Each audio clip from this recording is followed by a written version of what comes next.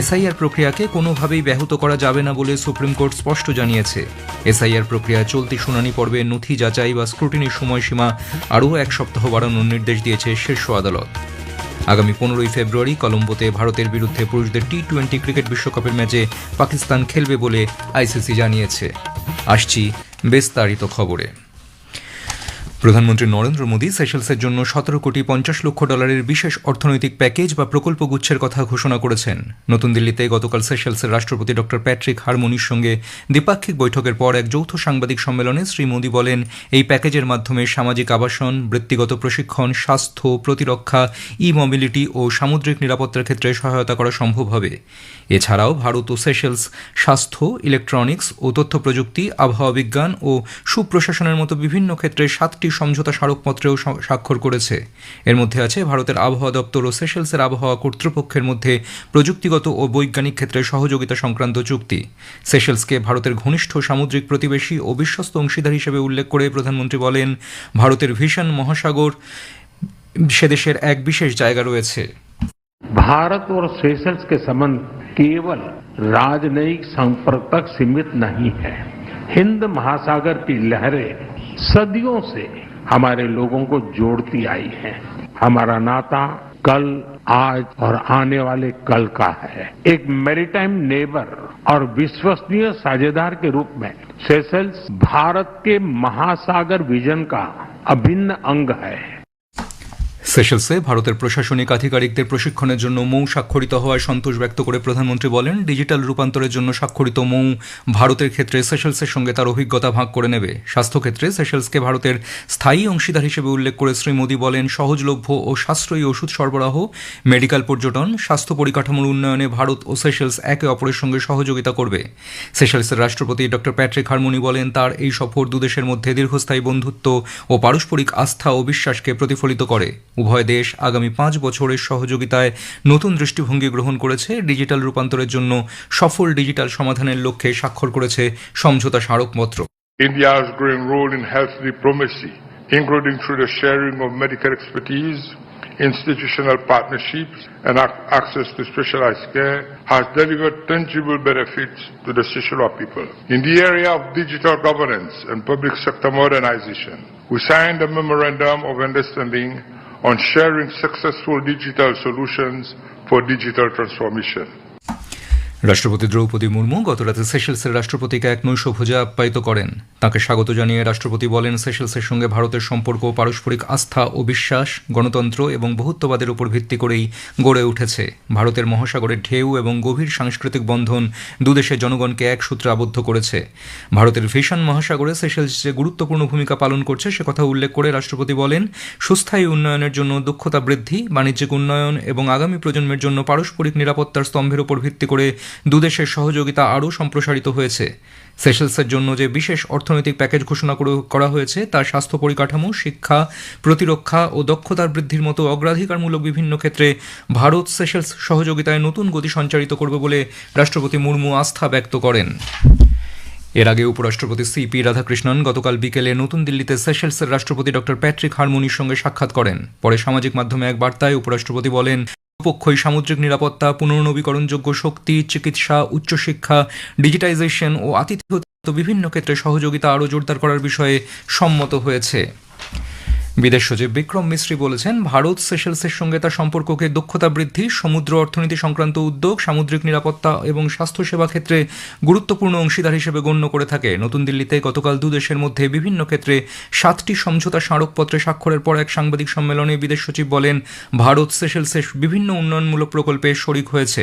বিদেশ সচিব বলেন, সেশেলস ভারতের ঘনিষ্ঠ সামুদ্রিক প্রতিবেশী ও বিশ্বস্ত অংশীদার এবং ভারতের ভীষণ মহাসাগরের ক্ষেত্রে তার উল্লেখযোগ্য ভূমিকা রয়েছে। প্রধানমন্ত্রী নরেন্দ্র মোদী সেশেলসের জন্য যে $17.50 কোটি বিশেষ অর্থনৈতিক প্যাকেজের কথা ঘোষণা করেছেন তারও উল্লেখ করে বিক্রম মিশ্রি বলেন, সে দেশের স্বাস্থ্য পরিষেবার উন্নয়নে ভারত 10টি অ্যাম্বুলেন্স দেবে। প্রধানমন্ত্রী নরেন্দ্র মোদী গতকাল মরিশাসের প্রধানমন্ত্রী নবীন চন্দ্র রামগুলামের সঙ্গে টেলিফোনে কথা বলেন। সামাজিক মাধ্যমের এক পোস্টে শ্রী মোদী বলেন, দুই নেতা বিশেষ ঐতিহাসিক এবং জনকেন্দ্রিক সম্পর্ক আরও মজবুত করে তোলার বিষয়ে নিজেদের দায়বদ্ধতার কথা পুনর্ব্যক্ত করেছেন। বিভিন্ন ক্ষেত্রে সহযোগিতার অগ্রগতির পর্যালোচনা করেন তিনি। আগামী সপ্তাহে এআই ইম্প্যাক্ট সামিটে ডক্টর রামগুলামকে স্বাগত জানানোর জন্য তিনি উন্মুখ বলেও প্রধানমন্ত্রী মোদী জানান। প্রধানমন্ত্রী নরেন্দ্র মোদী বলেছেন, বৃহৎ ভাবনা অনেক সময় ছোট ছোট পদক্ষেপ থেকে শুরু হয়, কিন্তু প্রকৃত বিশ্ব কীরকমভাবে কাজ করছে তা জানতে পাঠ্যপুস্তকের বাইরে গিয়ে ব্যবহারিক জ্ঞান অর্জনের জন্য শিল্পক্ষেত্রের পেশাদারদের কাছে যাওয়ার জন্য পরামর্শ দেন তিনি। প্রধানমন্ত্রী গতকাল চলতি বছরের পরীক্ষা পে চর্চার নবম পর্বের দ্বিতীয় দফায় দেশের বিভিন্ন প্রান্তের শিক্ষার্থীদের সঙ্গে মতবিনিময় করেন। আলাপচারিতায় প্রধানমন্ত্রী ছাত্রছাত্রীদের দৈনন্দিন জীবনে খেলাধুলোর আবশ্যিক পরামর্শ দেন। পরীক্ষার্থীদের তিনি শান্ত ও স্থির থাকার পরামর্শ দিয়ে বলেন, প্রত্যহ তারা যেন একবার প্রাণায়ামে অভ্যাস করেন। পড়ুয়াদের ছোট ছোট স্টার্ট আপের মাধ্যমে উদ্যোগপতিদের কাজে এগিয়ে যাওয়ার বিষয়ে উৎসাহিত করেন শ্রী মোদী। কেন্দ্রীয় স্বরাষ্ট্রমন্ত্রী অমিত শাহ আজ নতুন দিল্লিতে সাইবার অপরাধ মোকাবিলা এবং বাস্তুতন্ত্র বিষয়ে এক জাতীয় সম্মেলনে ভাষণ দেবেন। এই উপলক্ষে স্বরাষ্ট্রমন্ত্রী কেন্দ্রীয় তদন্ত ব্যুরো সিবিআই এর নতুন সাইবার অপরাধ শাখার উদ্বোধন করবেন। এছাড়াও স্বরাষ্ট্রমন্ত্রকের S4C ড্যাশবোর্ডেরও উদ্বোধন করবেন। ভারতের সাইবার অপরাধ সমন্বয় কেন্দ্রের সঙ্গে সহযোগিতায় সিবিআই দুদিনের এই সম্মেলনের আয়োজন করেছে। কেন্দ্রীয় কৃষিমন্ত্রী শিবরাজ সিং চৌহান বলেছেন, ভারত মার্কিন যুক্তরাষ্ট্র বাণিজ্য চুক্তি জাতীয় স্বার্থে নেওয়া সর্বোত্তম চুক্তি হিসেবে গণ্য হবে। এর মধ্য দিয়ে কৃষকদের স্বার্থ সম্পূর্ণ রক্ষা করা সম্ভব হয়েছে। কৃষিমন্ত্রী বলেন, এই বাণিজ্য চুক্তি ভারতের কৃষক, মহিলা এবং যুব সম্প্রদায়ের স্বপ্নকে এক নতুন উচ্চতায় নিয়ে যেতে সহায়ক হবে। সংসদের উভয় সভায় গতকাল 2026-27 অর্থবর্ষে কেন্দ্রীয় বাজেট নিয়ে আলোচনা হয়, কিন্তু আলোচনা অমীমাংসিত থাকে। আজ তা আবার চলবে। তৃণমূল কংগ্রেসের সুস্মিতা দেব অভিযোগ করেন, অর্থমন্ত্রী বাজেট বিকাশ ও দারিদ্র্য দূরীকরণ নিয়ে যে সমস্ত তথ্য দিয়েছেন তাতে বিস্তর ত্রুটি বিচ্যুতি রয়েছে। এদিকে বিরোধীদের হই হট্টগোলের জেরে লোকসভার অধিবেশন দফায় দফায় ব্যাহত হওয়ার পর দিনের মতো মুলতবি হয়ে যায়। আজকের প্রসঙ্গ অনুষ্ঠানে এবারের বিষয় প্রগতি। আজ শুনবেন বিশেষ আলোচনা, সুস্থ ভারত গড়ে তুলতে হর ঘর জল কর্মসূচি। ইন্ডিয়ান ইনস্টিটিউট অব ম্যানেজমেন্ট কলকাতার অবসরপ্রাপ্ত অধ্যাপক প্রফেসর সুজয়া বসুর সঙ্গে কথা বলেছেন কাশফিন নাহার। আকাশবাণীর সংবাদ বিভাগ প্রযোজিত অনুষ্ঠানটি শুনবেন রাত 8টায় গীতাঞ্জলি, DTH বাংলা এবং আকাশবাণী সংবাদ কলকাতা সোশ্যাল মিডিয়া প্ল্যাটফর্মে। খবর শুনছেন আকাশবাণী থেকে।